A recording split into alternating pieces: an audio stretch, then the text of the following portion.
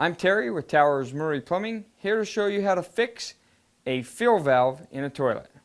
Now when fixing the refill valve in a toilet, there's a lot of different manufacturers, a lot of different parts and pieces that can be fixed and or replaced. Now on this particular one, you'll want to turn the water off, flush the toilet.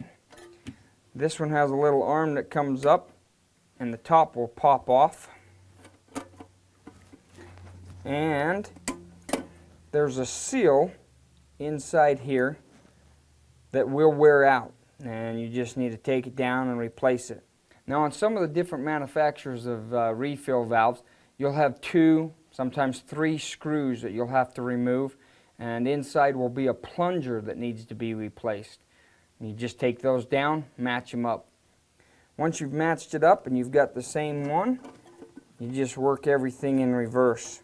Snap everything back together, turn your water back on, flush the toilet a few times, make sure that thing's going to shut off. And once you get it all reinstalled, so there may be some fine tuning or fine adjustments to get the water level to the right height.